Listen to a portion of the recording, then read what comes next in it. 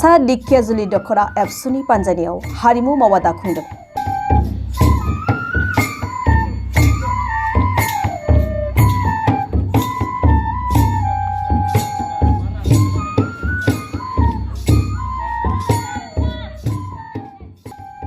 सनितपुर जिल्लानि सा दिखियाजुलि दख'रा दुलाराय बर' फरायसा आफादनि पानजानियाव थांनाय 8 एप्रिलनिफ्राय बातासिपुर मिलन गोजौ फरायसालिनि गेवलां गेलेग्रा फोथाराव हारिमु मावबादाया जागायजेनदोंमोन। बे मावबादायाव दिनै मिरु एबसुनि बुंथिगिरि अबिद नार्जारिया नायगिदिंफैयो।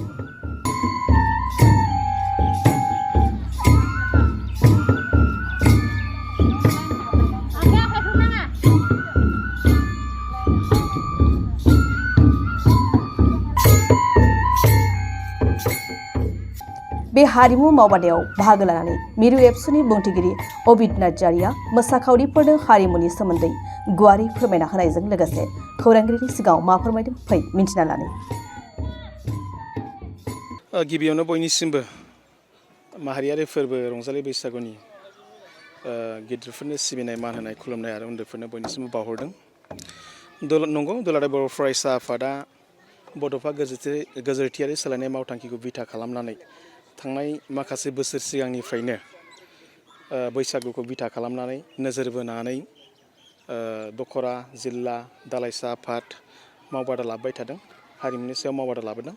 दा हारिमु होननानै बुङोब्ला बिनि कनसेप्टआ बिराद गिदिर, खिन्थु नैबे दुलाराय बर' फरायसा आफादा जायखौ लाबोदों बेयो जाबाय बर'नि दोरोङारि मोसानायखौ लानानै मावबादा खुंनाय आरो बेजों लोगोसे बर'नि जे दोरोङारि दामजुफोर बेखौ लानानै मावबादा खुंनाय। दुलाराय बर' फरायसा आफाद हिसाबै हारिमुखौ लानानै बिराद सिरियास।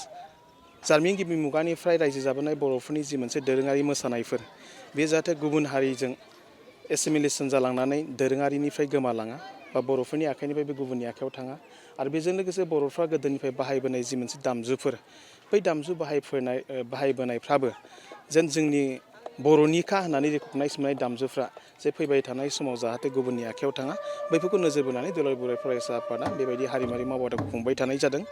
आरो बुहुमाव जेसेबांखिनि ओंथि गोनां आरो मोजांसिन मोसानाय बैफोरनि गेजेराव बर'फोरनि मोसानायाबो बिराद ओंथि गोनां।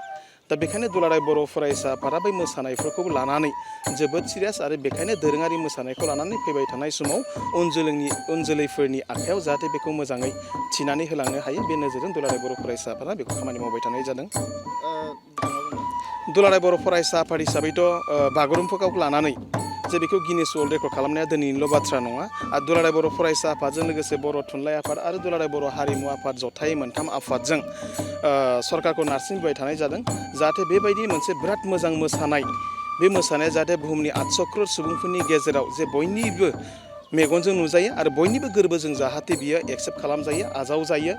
दा बेखौ लानानै दुलाराय बर' फरायसाफोरा थांनाय 2023 मायथाइयाव बिराद खामानि मावबाय थादोंमोन आरो बेखौ लानानै आथिखालनि बिटिआरनि चीफ मानव गेदेर प्रमद बर' बिथाङाबो जे बागुरुम्बाखौ गिनिस बुकआव लांनांगौनि थाखाय एबसुनि मिशन भिजनजों जथायै जे खामानि मावबाय थानाय जादों।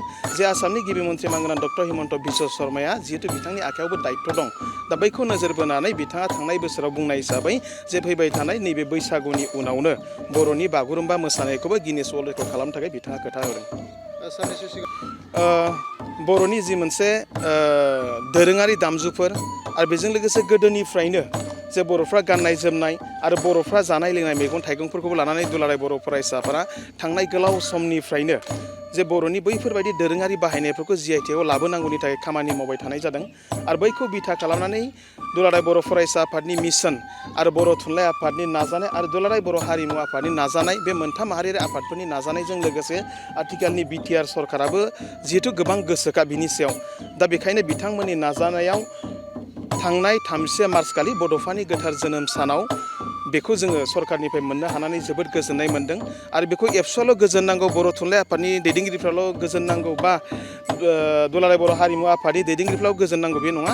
बे भारताव रायजो जानाय 25 लाखनिबो बांसिन बर'फ्रानो बयबो बेयाव गोग्गानांगौनि बाथ्रा दङ आरो बेखौ लानानै रंजानांगौनि बाथ्रा दङ। आरो बेफोरखौ बिथा खालामनानै दुलाराय बर' फरायसा आफाद, बर' थुनलाइ आफाद आरो दुलाराय बर' हारिमु आफादा थांनाय 6 एप्रिल खालि क'क्राझाराव जे माल्टिपार्पास जि मोनसे हायार सेकेन्डारि फिल्ड दं बेयाव थांनाय 6 एप्रिल खालि जे रंजानाय आरो बरायनाय हाबाफारि लानानै भारत सरकार आसाम सरकार आरो बिटिआर सरकारनिसिम साबायखर बावनाय जादों। मानो होननानै बुङोब्ला बर'आ जारिमिन गिबि मुगानिफ्राय रायजो जाबोनाय बेयो मोनसे जारिमिनखामोन आरो फैबाय थानाय समाव आरो इयुनाव जाहाथे बर'नि नैबे जि मोनसे जोङो GI टेग मोननो हाबाय बै GI टेग मोननो हानाया बिराद मोनसे गोदान जारिमिन सोरजिनो थांगासिनो दङ। मानो होननानै बुङोब्ला दोरोङारि जि दामजुफोर जि खाम जथा सिफुं गंगना बेफोर गासैबो बर'निखामोन, नाथाय बेयाव जोथोन लानो हायैयाव मालाबा समाव गुबुन हारियाबो बेफोरखौ जोंनि होननानै बुंनानै लानो नागिरो। आरो बेजों लोगोसे गंगार दुन्दिया आरो बेजों लोगोसे खारै आरो बेजों लोगोसेनो माखासे जानायफोरखौबो जोङो मोननो हादों। आरो बेफोरबायदिनो जोंनि गाननाय जोमनाय जेरै दख'ना जेरै फास्रा जेरै इन्दिनि जि आरो जोबोर गोजोनथावना बाथ्रायानो जाबाय 2006-2007 मायथाइयाव आथिखालनि रायजो सभानि MP रोनगोरा नार्जारि जे बिथांनि दैदेननायावनो एबसुआ गामसा गाननांगौ होननानै बर' हारियाव मोनसे सोमावसारनाय लाबोदोंमोन, जांख्रिखांनाय लाबोदोंमोन आरो एबसुआ गामसा गानै गानैनो दिनै बर'नि गामसाखौ GI टेग खालामनो हानाया जोबोर गोजोनथावना बाथ्रा। आरो बर' हारि हिसाबै गासै 21टा होनाय जादोंमोन, गं 27